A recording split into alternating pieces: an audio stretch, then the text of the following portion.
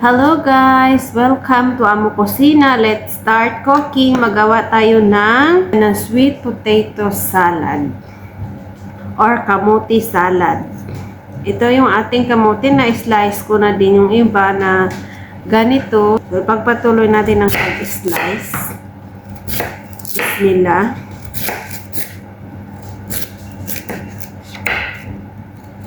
Parang maganda prituhin itong aking kamuti kasi maputi at parang matigas. So magpiprito ako mamaya ng kamuti. Pagkatapos natin hiwain ng ganito yung ating kamuti, hiwain naman natin siya ng pahaba muna, tapos ganito kaliliit. Yan, hiniwa ko ng ganito yung ating kamuti. Maganda talaga prituhin to, matigas. Ayan guys, hiniwa ko na ganyan yung ating kamote. May dagta tong kamote natin guys. So, ibig sabihin, ito yung magandang gawing kamote Q. Dahil mayroon siyang dagta.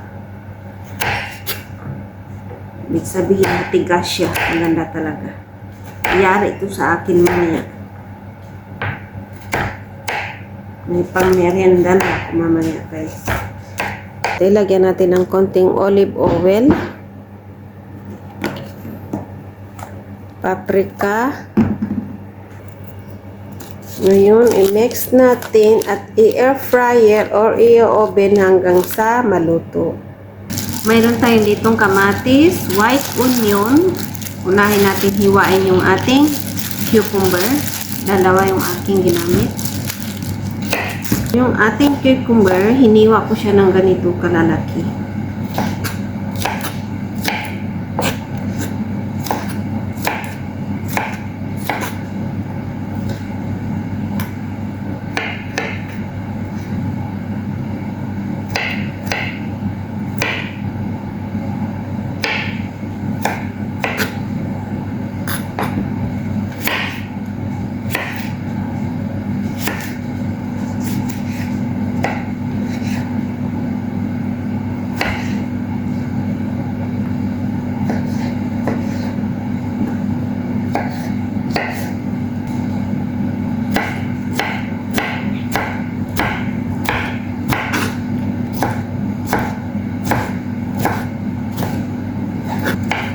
Ito yung ating lettuce. Gamit ko dito ay iceberg lettuce. Pero kahit anong lettuce pwede.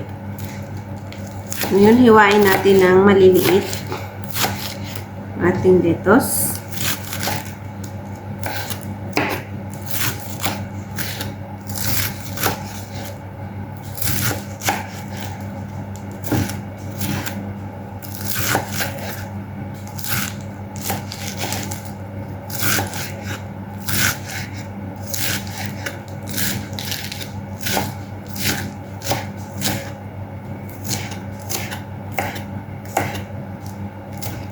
Isunod naman nating hiwaan ngayon ay ang ating white onion. Hiwain natin ng maliliit yung ating onion.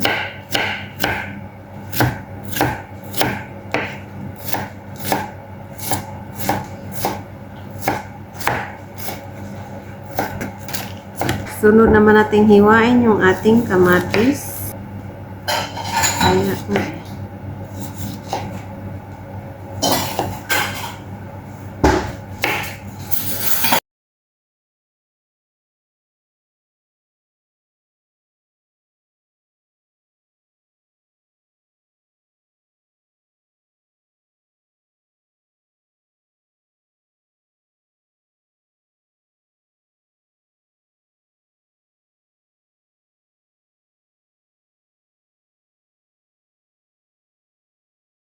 Nahiwa na natin lahat. Ito na ngayon yung ating salad. Ang ating corn, cheese, gamit pita cheese, 3 tablespoon olive oil, black pepper, salt, 1/4 teaspoon, garlic powder. Pwede din kayong gumamit ng pressed garlic. 1 teaspoon dry nana or dry mint. 3 tablespoon honey mustard.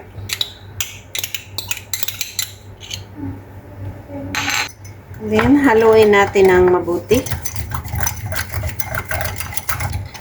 1 teaspoon balsamic vinegar.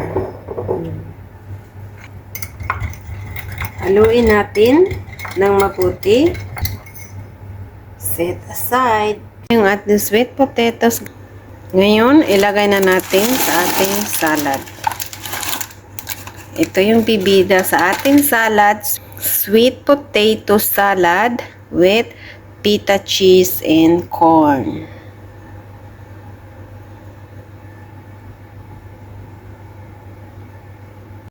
Ilagay na natin yung ating dressing. Then, ipaghalo natin ng mabuti yung ating salad.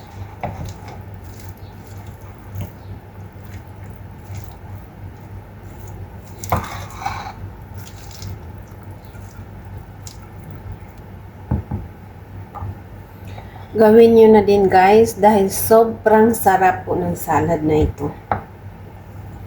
Maglagay tayo ng walnuts sa taas.